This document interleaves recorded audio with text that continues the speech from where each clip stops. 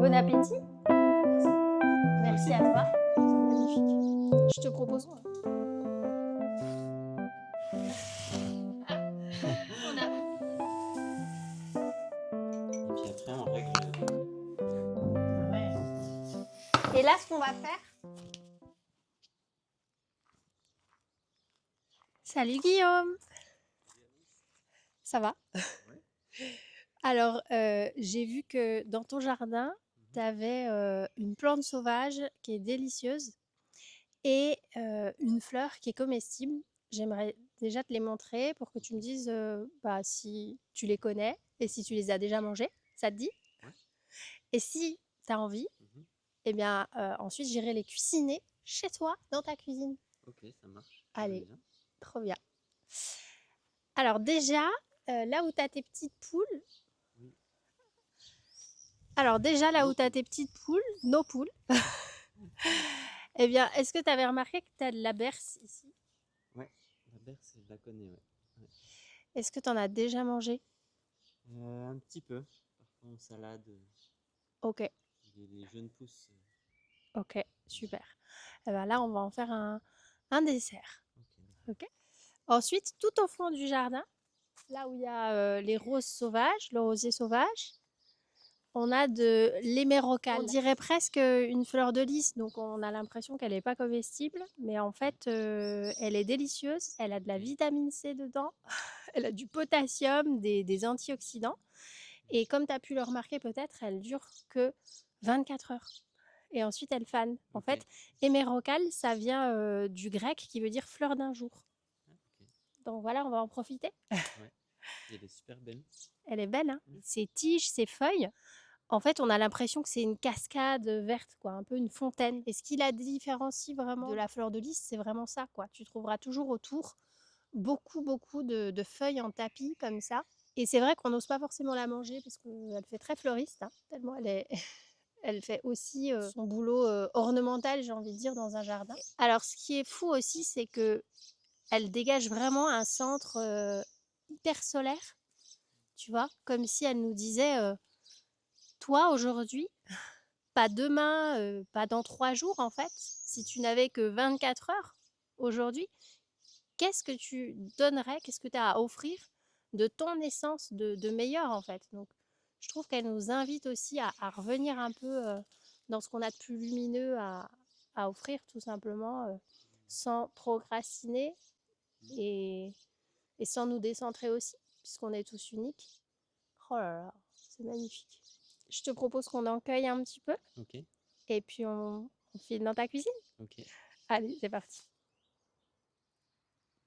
Merci petite fleur. J'ai jamais oublié de demander la permission avant, sentir que la fleur est d'accord et remercier aussi. On va prendre un petit peu de boutons aussi. Alors, elle n'a pas d'odeur. Oui, tu vois, elle est surtout puissante dans sa couleur. Souvent, tu sais, c'est comme la pivoine. La pivoine, soit elle va tout mettre dans sa coloration, hein, toutes les pivoines très roses vont être moins parfumées, et les blanches, elles vont être parfumées. Alors, ne bouge pas, montre-moi ton nez. Elle t'a laissé du maquillage. Ah oui. Oui. Comment tu vas? On peut te prendre un peu de berce? Oui? Tu nous autorises? Celle-ci. Alors, quand elle est trop, vu qu'elle est très dure à l'extérieur, ensuite, tu verras qu'on va les éplucher.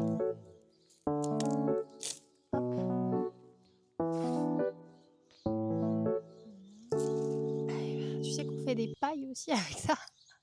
Des pailles. Oui. Avec la tige, elles deviennent tellement dures à la fin. Elle commence à être un peu moins farouche. Donc voilà. Bienvenue. Merci de m'accueillir. Génial. Ok. Là, on est dans ta cuisine. On va faire des tempura avec ça. Ok. Donc, est-ce que tu as une farine? La farine, oui. Voilà. Super. Tu as de la fécule?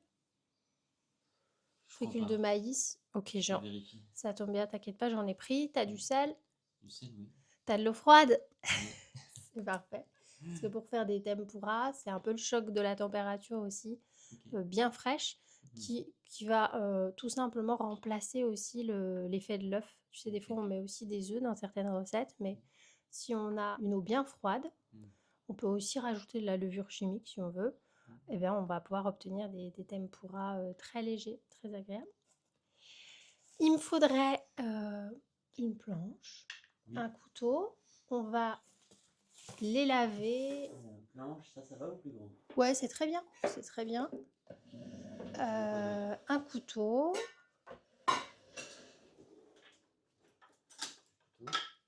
Super. Ce que je te propose, c'est on va commencer par le dessert parce que ça demande une petite infusion.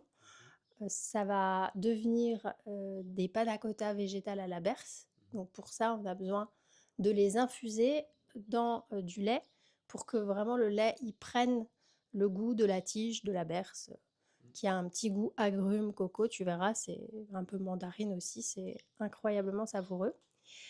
Donc on va commencer par ça et ensuite on fera les tempura qui prennent même pas 5 minutes, quoi. Ok. Ça va? On va désolidariser les feuilles des branches. Ok.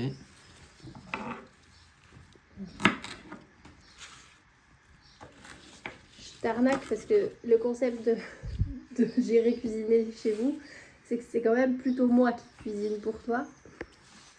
Et là, je te fais tout faire. Non, Bah, c'était bien. juste Ça m'occupe.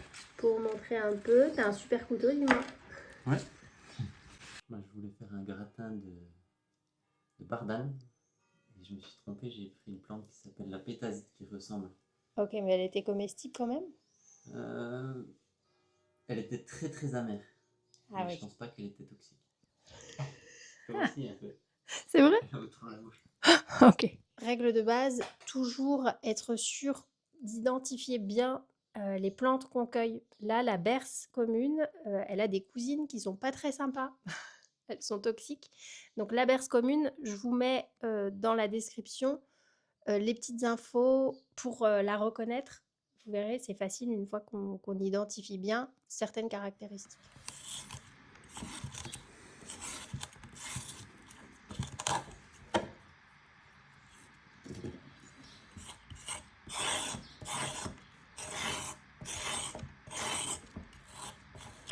Juste pour ouvrir un peu leurs essences, je ne veux pas tout éplucher, mais... Les végétaux, ils ont une capacité à garder l'humidité qui est chouette.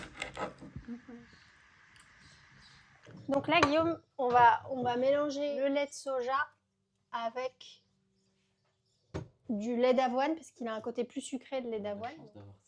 Est-ce que tu as une huile de sésame, juste pour faire revenir un tout petit peu les tiges de berce, pour que les arômes ressortent encore plus dans la crème. L'huile de coco. Parfait, l'huile de coco, c'est super. Ouais. Merci.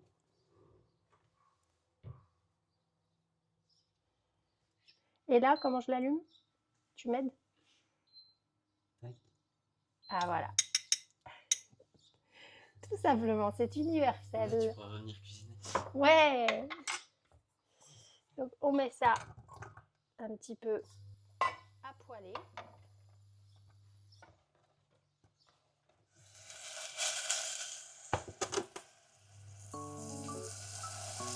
Sent.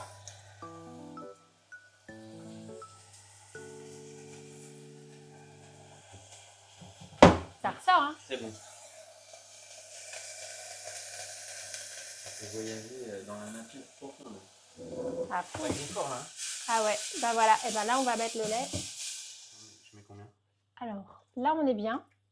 Ouais, et on va juste terminer avec un peu de lait de soja aussi.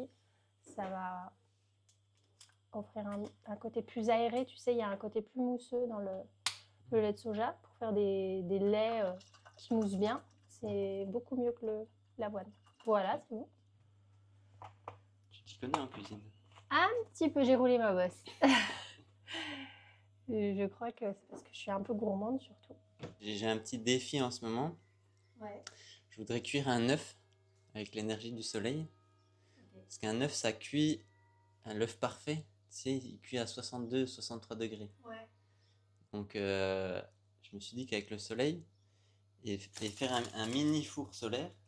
Donc, j'ai essayé de faire cette expérience, d'isoler l'arrière du caisson. de mettre un papier d'aluminium qui réfléchit un peu la lumière. Oui. Et pour l'instant, je juste chauffais de l'eau pour voir si ça fonctionnait. Ok. On va dire qu'à 62-65 degrés, pour cuire un œuf, il faut 45 minutes. Ah ouais, quand même. Contrairement à 10 ou à 5, prendre sa boue quoi. Ah, bah justement, en parlant de l'eau, on a oublié notre... Bah voilà, c'est très bien. Donc on va le laisser infuser à petite température. C'était synchro, hein. Quand ça boue. Donc je vais te faire un petit challenge. Ouais. C'est-à-dire que tu vas essayer d'évaluer à combien est cette eau. 2 degrés. Oui.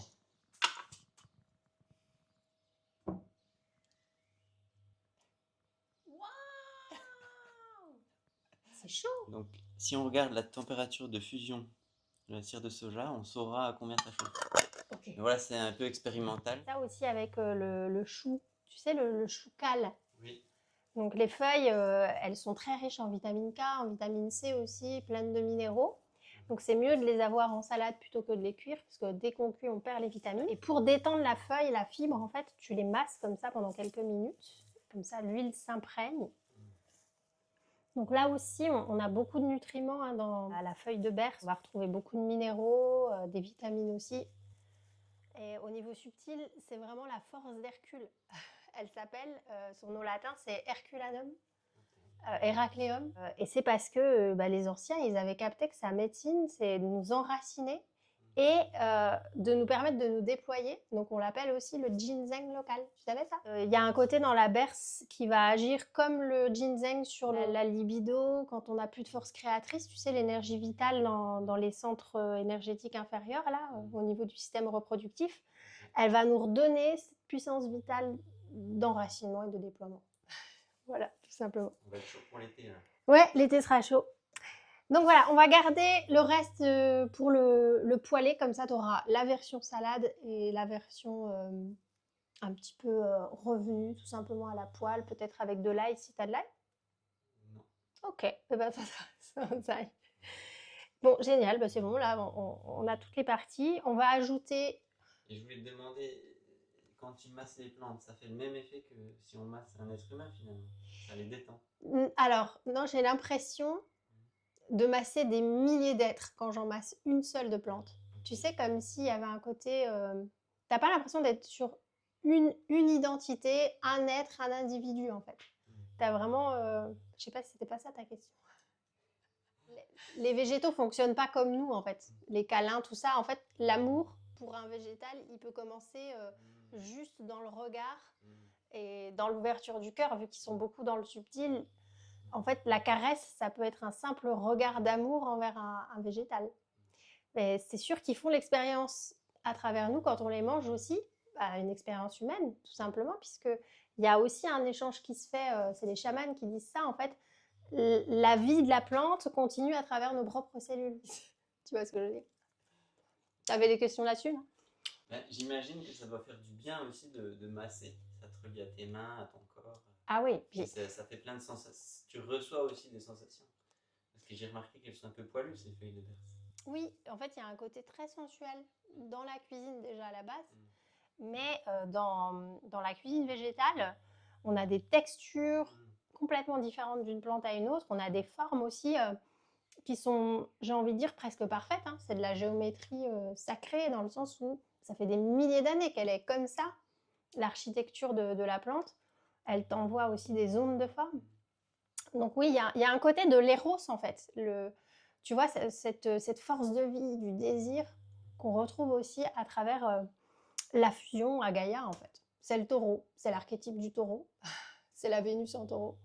La Vénus en taureau, c'est vraiment celle qui fusionne à la terre et qui fait l'amour à la terre. Donc voilà, donc là on va rajouter un petit peu de jus de citron dans la salade, tout simplement. Donc là on a une bonne salade avec des petits végétaux que tu as cueillis dans le jardin. Je suis en train de poêler le reste de la berce. J'ai mis un fond d'huile.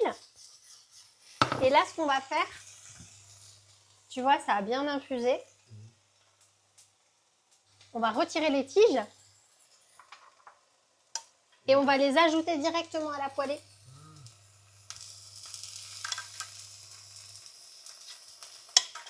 ça qui est astucieux. Parce que on va pas en avoir besoin pour la panna cotta. Mais par contre, c'est vraiment un légume, quoi. Tu vois, donc ça va aussi nous apporter des fibres pour le microbiote intestinal. C'est aussi hyper rassasiant. Donc, tu sors de table, tu as eu vraiment ta dose, quoi.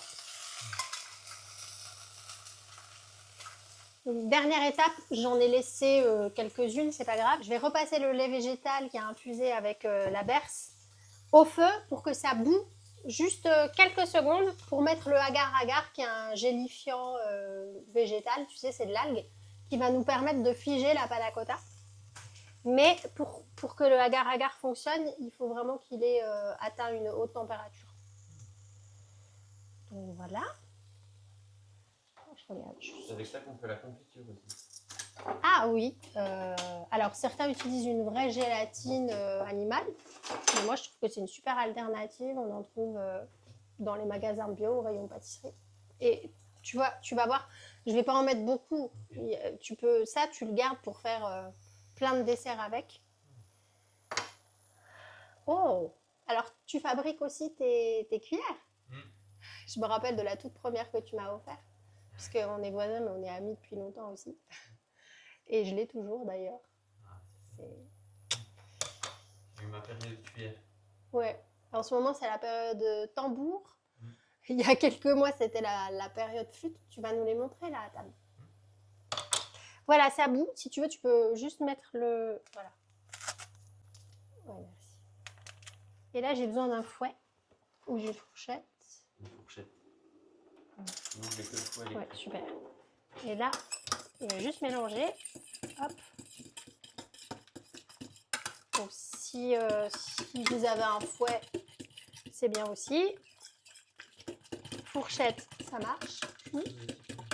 Dernière étape, vu que je ne sais pas si tu es au courant, je suis fan de matcha. J'ai ramené ma poudre de matcha et on va jouer aussi sur la couleur verte. On va rajouter de la poudre de matcha, comme ça on aura des panna cotta sauvages au matcha et à la berce. Et tu verras, ça va faire une alliance délicieuse. Oui, finalement, c'est assez facile encore hein, de faire. Ouais, t'as vu? On se prend pas trop la tête. Parce que le matcha, c'est un bonus. Ouais. Le matcha, c'est un bonus parce qu'il y a déjà beaucoup de saveurs déjà présentes dans la plante sauvage. Donc ça va plus nous ajouter cette couleur verte. C'est le côté professionnel. Japonaise. Nippon lover. Alors normalement le matcha c'est avec un fouet, ça tu le sais, on a un petit fouet en bambou d'ailleurs. Les fouets en bambou, la particularité des chazen, c'est que ça se fait vraiment à la main. En fait c'est vraiment artisanal, ils passent des heures à faire à la main les bambous parce que tu peux pas trouver une machine qui va avoir un rendu comme ça sur un fouet.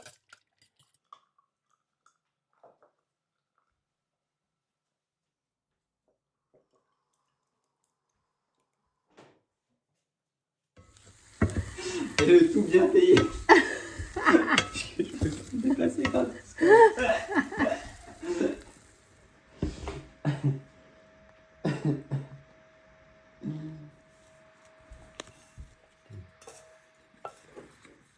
Donc là on verse l'eau froide et tu vois on va garder des grumeaux. Ça nous vient d'où le tempura? Mais Japon. Donc là si vous voulez vous pouvez enlever les pistils. Hop, pour ceux qui sont allergiques au pain. Et là, hop, tu vois, on va tremper. On égoutte. Et on met. Tu vois, ça pige directement. Le orange est magnifique. C'est beau, hein? Une petite tranche de pain de fleurs avec. Moi, ça va, mais si toi tu veux. Bon, bah, c'est l'heure de goûter. Okay. Bon appétit. Merci. Merci à toi. Trop bien.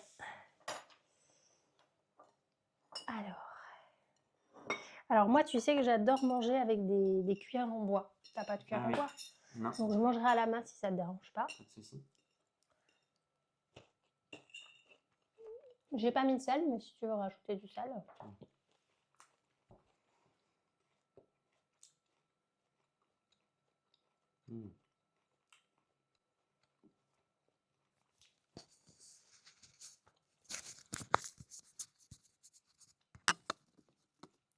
C'est bon, hein? Ça te plaît? Mm.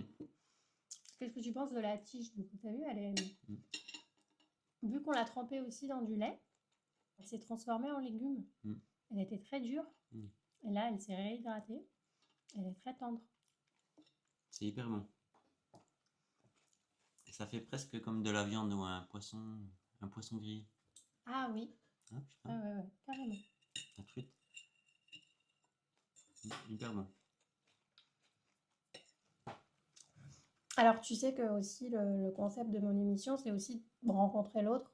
Moi, je te fais rencontrer un peu un univers magique du monde végétal, dans ton jardin, là, pour le coup. Et puis de rencontrer l'univers de l'autre. Donc là, les téléspectateurs, ils voient derrière des livres, mais aussi, il y a des cadres de tambour. Oui. Donc j'avais envie que tu nous parles peut-être aussi de ta passion pour le bois. Ouais, ouais, c'est quelque chose que j'aime bien faire. Et puis, le tambour, ça fait longtemps que je me dis ça pourrait être chouette d'avoir un tambour. Et j'ai vu comment ça se faisait et j'ai essayé de le faire. Et puis, j'ai des bases de menuiserie, donc ça se fait. Ça se fait. Ça se fait? Non mais attends, tu fais, toi tu décides un prototype, là tu avais fait une table de massage comme ça, le lendemain ta table elle était prête. Tu décides de faire des flûtes, tu deviens professionnel de la flûte on dirait. Il faut que tu nous montres tes flûtes quand même, parce que moi après je t'entends jouer. Elles sont, c'est un rendu magique. Et ce que je trouvais incroyable dans tes tambours aussi, c'est que du coup, alors attends, je me permets juste d'entendre. Tu utilises un matériau qui est pas de la peau d'animal en fait. Oui, parce que je sais pas où trouver de la peau d'animal. Et ça se fait avec de la toile de yourte en fait. Ok. Donc c'est de la toile étanche. On achète ça dans les magasins de tissus quoi. Mm-hmm. Donc ça coûte pas très cher. Voilà. Tu veux que je t'en parle un peu? Ouais. Il y a un cadre en bois de 16 pièces. Donc Ouais. j'aime bien aussi parce que dans ce genre de bricolage, ça me fait réutiliser des notions de géométrie qu'on a appris à l'école. Ouais. Et je me dis génial, ça sert à quelque chose. Comme quoi. Donc voilà. Et puis la particularité de ce tambour, c'est qu'il y a une chambre à air là. Ok. Qui permet de tendre la toile. Oui, parce que là, elle s'est un peu détendue. Il y a une chambre à air qui passe. Oui, là, il est dégonflé. Entre deux usages, je le dégonfle. D'accord. Et si je le gonfle, il y aura un son. Voilà. Tu peux juste nous montrer le son? Ouais. Je te coupe un peu dans ton repas. Alors moi, tu m'en as fait écouter certains. Je les trouvais super puissants. Tu en avais fait un tout petit là, un de tes premiers. Ah oui.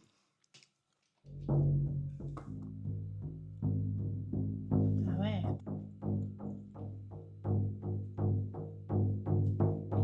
Si je le dégonfle un peu. Donc c'est sûr que c'est pas sûr qu'on entendra parce que c'est une vibration très basse. Ah oui. Magnifique. Hein. Mais la berce, c'est vraiment une belle découverte. Hein. Je valide. Super. Donc, tu as goûté la version cuite. Et tu vas voir que la version crue, il y a encore plus de saveur puisque les molécules aromatiques n'ont pas cuit. Donc, on a une puissance. Ça aussi, c'est le bouton de la fleur. Tu sais que tu peux le manger à la croque comme ça. Ah oui. Si tu veux goûter dans ce sens-là, peut-être. Ça a une texture incroyable et ça ressemble un peu au petit pois.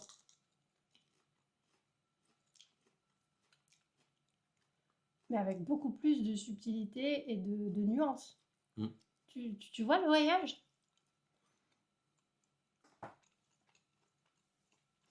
On est un peu dans le poivre. Là, on traverse l'Atlantique direct.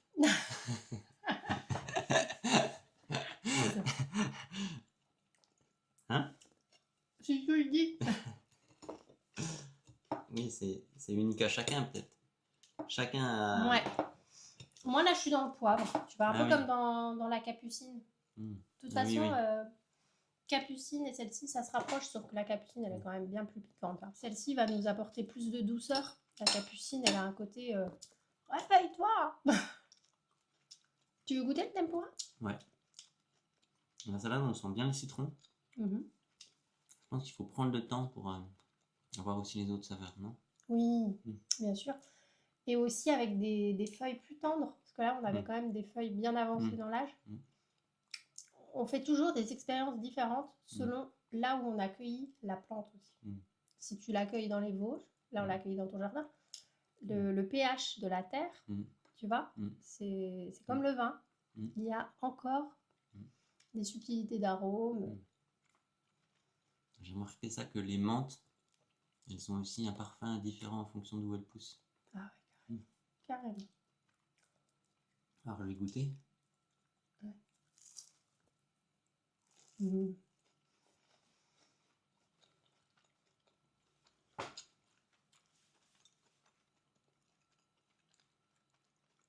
Mm. C'est bon, c'est comme un beignet. Mm. Tu peux rajouter du cumin, une épice Mm. de ton choix par exemple, tu vois.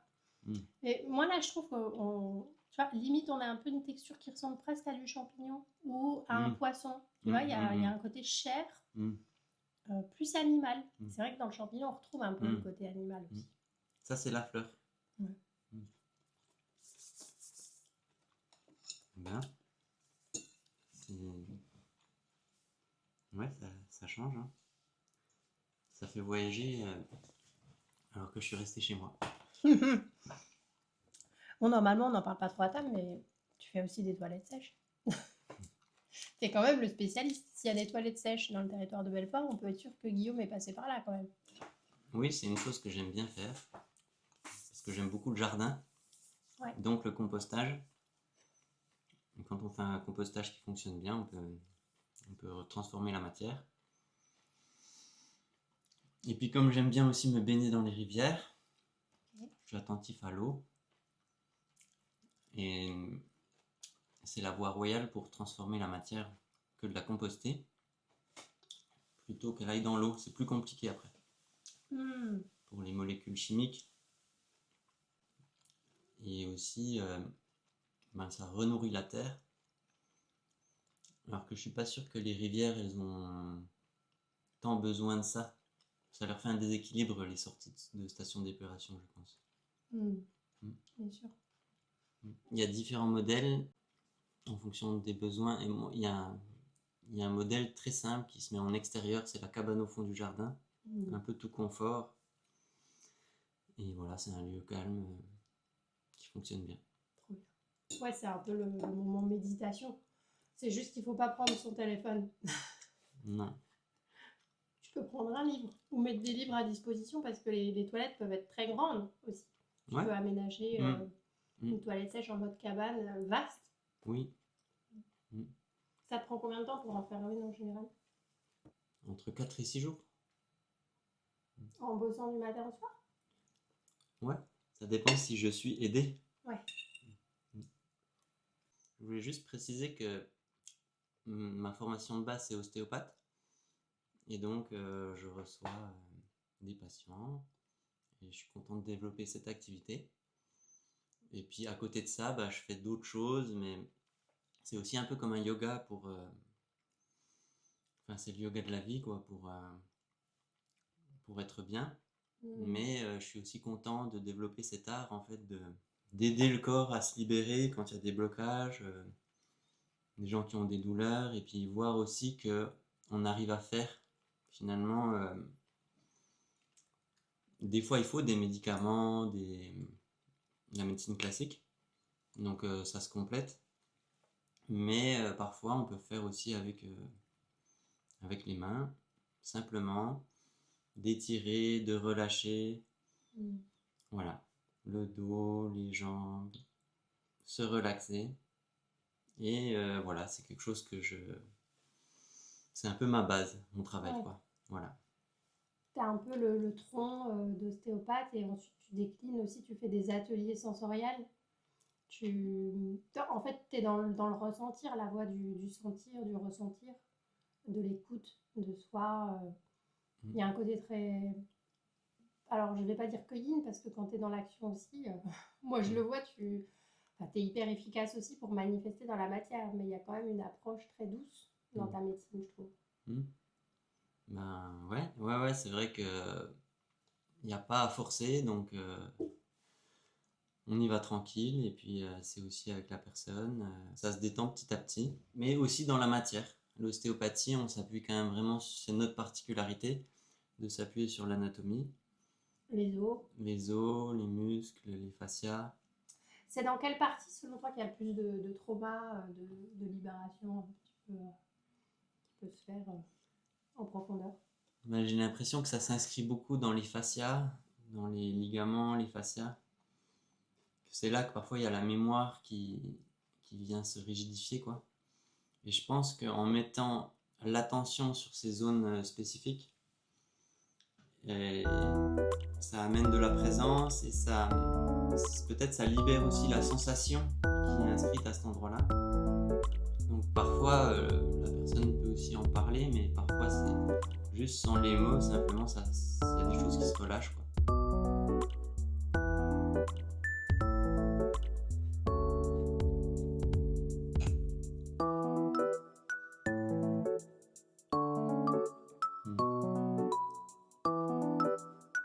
C'est bon, c'est simple, c'est surprenant avec les morceaux, c'est goûtu, la berce, et l'autre est très neutre, très laiteuse. Le matcha apporte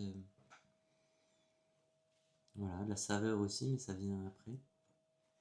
On a rajouté un peu de sauge cassis, de menthe en topping. Peut-être plus frais, tu vois, il n'est pas encore assez frais, je dirais. Ah ouais. Mais oui, parce que là, il est déjà dur, mais ça fait que 15 minutes finalement. Je pense qu'avec les petites choses au-dessus, ça va être extraordinaire.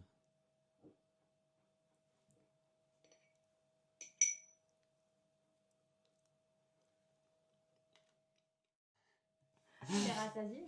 Ouais, je suis rassasié. Ouais. Ouais, c'est très nourrissant, toute cette émotion du tournage et aussi toutes ces bonnes saveurs. Oui, alors est-ce que c'est assez sucré par contre? Parce que du coup, j'ai pas mis beaucoup de sucre, mais... Ben, ça me va. Ouais. Avec la framboise, ça passe nickel. C'est très savoureux, la nature est merveilleuse et tu sais bien la mettre en valeur. Oh là là, on va terminer là-dessus. Hein. Bah, merci pour ton accueil dans ta cuisine. C'était un plaisir de cuisiner avec toi, de découvrir ton univers.